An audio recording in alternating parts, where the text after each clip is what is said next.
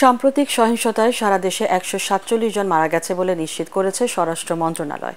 তদন্ত সাপেক্ষে এ সংখ্যা বাড়তে পারে।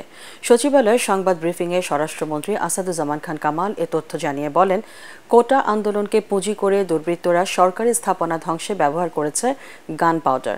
গণগ্রেপ্তারের অভিযোগ অস্বীকার করে তিনি বলেন, গোয়েন্দা তথ্য ও ভিডিও ফুটেজ বিশ্লেষণ করে দায়ীদের গ্রেপ্তার করা হচ্ছে। ফজলে রাব্বির রিপোর্ট। কোটা সংস্কার আন্দোলনকে ঘিরে চলা সহিংসতায় দেশ জুড়ে হতাহতের বিষয়ে বিভিন্ন গণমাধ্যম এবং সামাজিক মাধ্যমে নানা ধরনের সংখ্যা সামনে আসলো। গত ১১ দিনে সরকারের পক্ষ থেকে হতাহত নিয়ে কোনো সংখ্যা প্রকাশ করা হয়নি।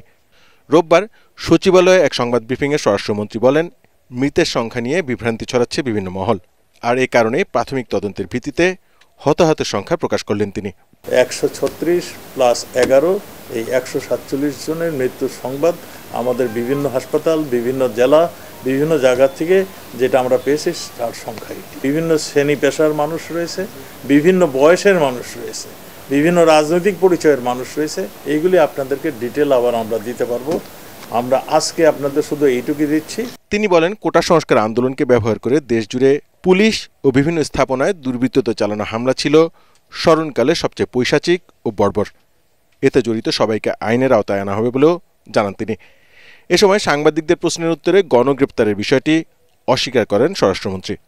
আমরা এইবার নতুন একটা উপাদান দেখেছি, যেখানেই অগ্নিসংযোগ হয়েছে সেখানে আমরা গান পাউডারের আলামত আমরা দেখেছি, এবং গান পাউডারগুলো দিয়ে এই সমস্ত আগুন ধরিয়ে দেওয়ার আলামত আমরা পেয়েছি। প্রত্যেকটা ভিডিও ফুটেজ দেখে করা হচ্ছে। এখন যদি কেউ বলে যে আমরা করিনি, আমরা যাইনি, ভিডিও ফুটেজটা তো রয়েছে। কাজেই যেগুলি অ্যারেস্ট হচ্ছে এইগুলি একদম আমাদের গোয়েন্দা সংস্থার লিস্ট অনুযায়ী হচ্ছে এবং তথ্য অনুযায়ী হচ্ছে। কোটা সংস্কার আন্দোলনের সমন্বয়কারীদের মধ্যে যারা গোয়েন্দা সংস্থার কাছে আছেন তাদের কাউকে গ্রেপ্তার করা হয়নি বলে জানান স্বরাষ্ট্রমন্ত্রী। তিনি বলেন, নিরাপত্তা নিশ্চিত করে তাদের ছেড়ে দেওয়ার বিষয়ে সিদ্ধান্ত নেবে পুলিশ।